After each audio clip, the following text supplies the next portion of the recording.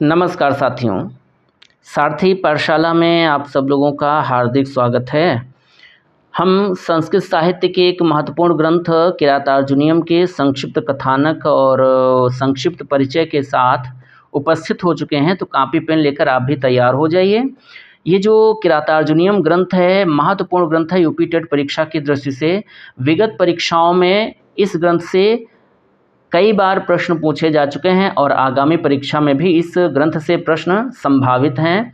तो कतई इस क्लास को स्किप मत कीजिए, अंत तक हमारे साथ बने रहिए और कॉपी पेन लेकर तैयार रहिए। जो भी महत्वपूर्ण तथ्य हैं उनको साथ ही साथ लिखते रहिए और समझते रहिए।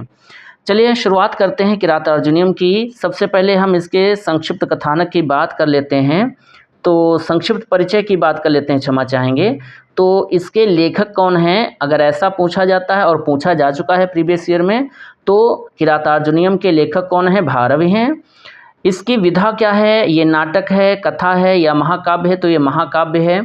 सर्गों की संख्या कई बार पूछी जा चुकी है, तो 18 सर्ग हैं इसमें। उपजीव्य क्या है या आधार ग्रंथ क्या है, अगर ऐसा प्रश्न पूछा जाता है तो महाभारत का वन पर्व इस ग्रंथ का उपजीव्य है, इसका आधार है। उसके बाद अगला प्रश्न अगर हमसे पूछा जाता है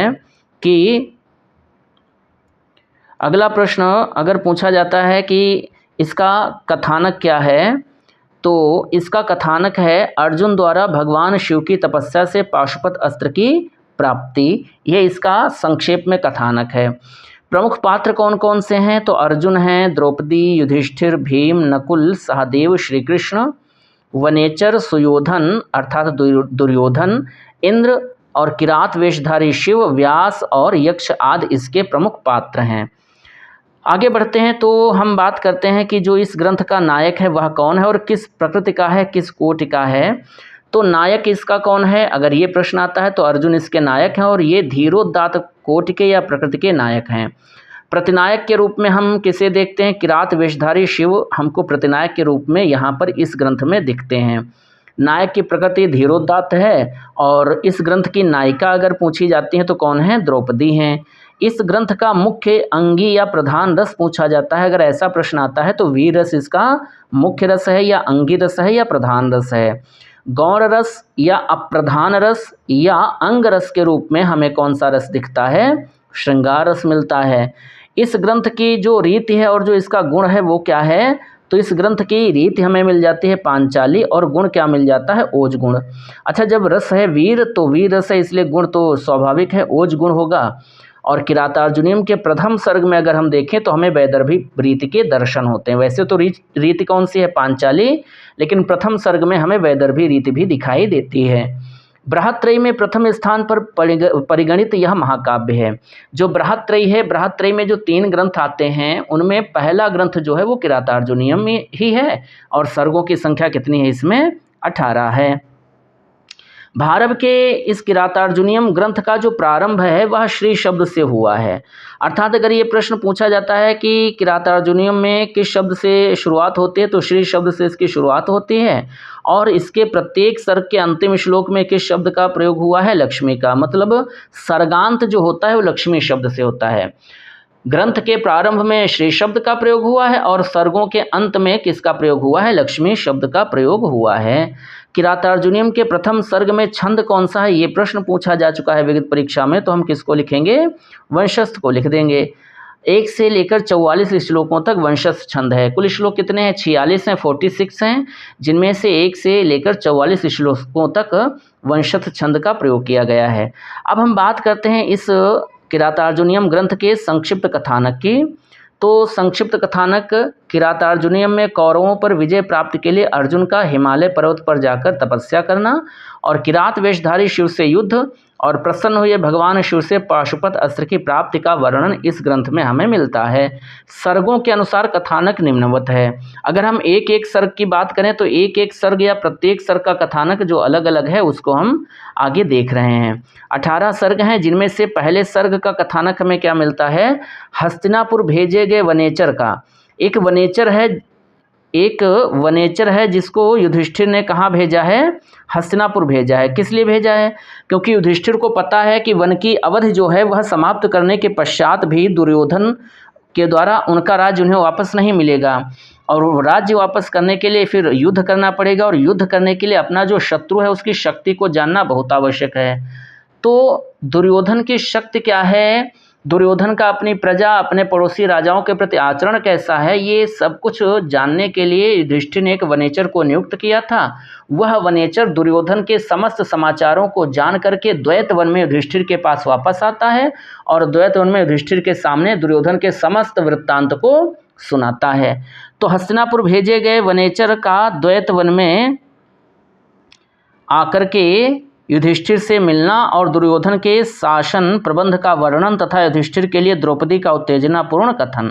तो पहले तो द्वैत वन में आकर के वनेचर युधिष्ठिर के सामने दुर्योधन के समस्त वृत्तांत को सुनाता है, और उससे वह वृत्तांत जान करके और उसको यथोचित सम्मान दे करके जब युधिष्ठिर विदा कर देते हैं, उसके बाद युधिष्ठिर सबसे पहले किसके पास पहुंचते हैं, द्रौपदी के पास, अर्थात कृष्णा के पास।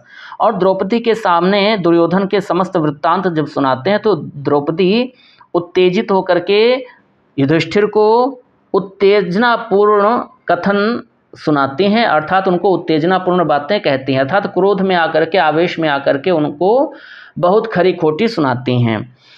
दूसरे सर्ग का कथानक युधिष्ठिर भीम का संवाद, व्यास का आगमन होता है।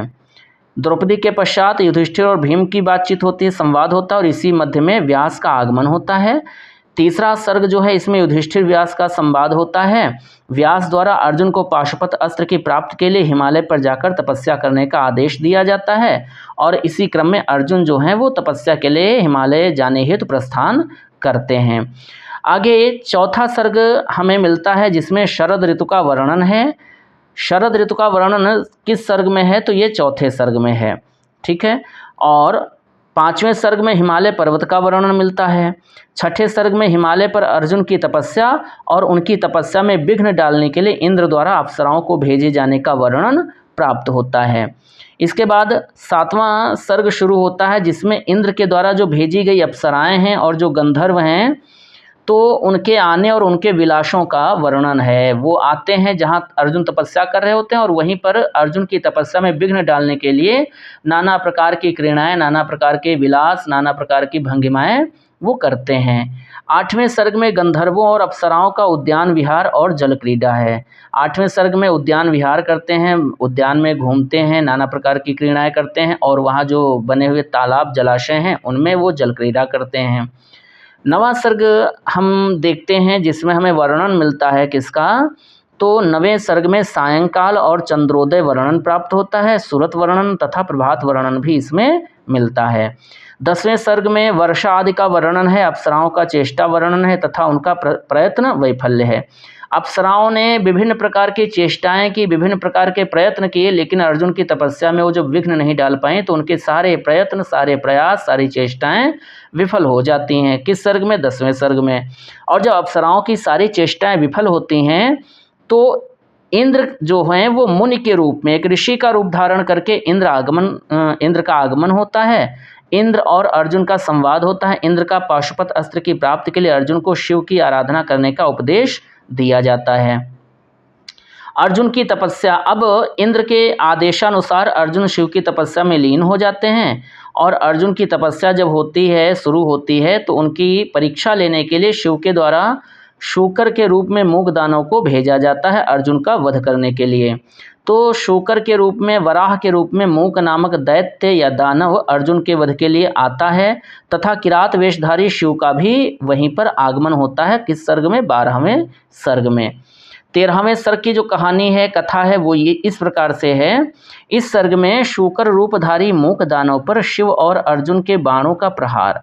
जो मूक दानव शूकर के रूप में आया हुआ था वो अर्जुन के सामने सब से जब चिंघाड़ता हुआ गुजरता है तो अर्जुन ने सोचा कि यह विशालकाय शूकर और किसी न किसी वनवासी को नुकसान पहुंचाएगा, और वनवासियों की रक्षा करने के लिए अर्जुन ने अपनी तपस्या छोड़ी और अपना धनुष बाण उठा करके वह शूकर के पीछे दौड़ते हैं और एक बाण चलाते हैं। उसी समय किरात वेशधारी शिव भी एक बाण छोड़ते हैं और उन दोनों के बाण लगने से उस वराह की मृत्यु हो जाती है। अब दोनों में एक विवाद उत्पन्न हो जाता है। अर्जुन को लगता है कि उनके बाण से शूकर का वध हुआ है, जबकि किरात रूपी शिव के जो अनुचर हैं या जो सेवक हैं वो कहते हैं कि नहीं, हमारे बाण से इसका वध हुआ है। और इसी बात पर दोनों में क्या होता है, विवाद होता है। और जब विवाद बढ़ता है तो सेना सहित शिव का आगमन होता है और सेना के साथ अर्जुन का युद्ध होता है। किस सर्ग में? 14वें सर्ग में। 15वां सर्ग जो है इसमें चित्र युद्ध वर्णन है, अर्थात युद्ध का सचित्र या सजीव वर्णन किया जाता है। 16वें सर्ग में शिव और अर्जुन का अस्त्र युद्ध होता है, और जब कोई निर्णय नहीं निकलता है तो शिव की सेना के साथ अर्जुन का युद्ध होता है 17वें सर्ग में, और पुनः शिव और अर्जुन का युद्ध शुरू होता है।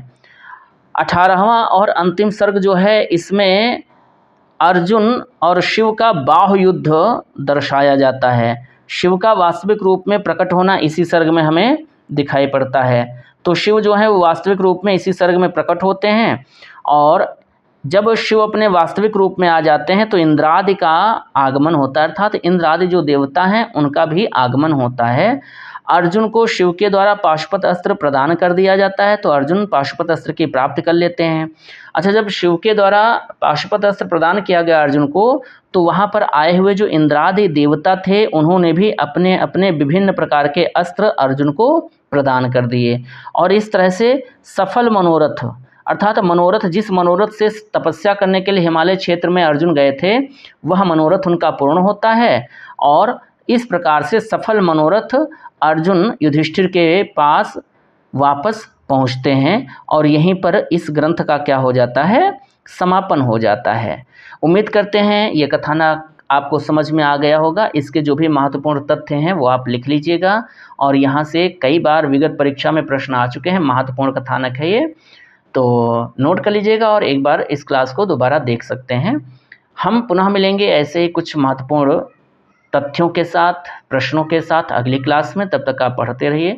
बहुत बहुत आपका धन्यवाद हमारे साथ अंत तक बने रहने के लिए। नमस्कार, आभार।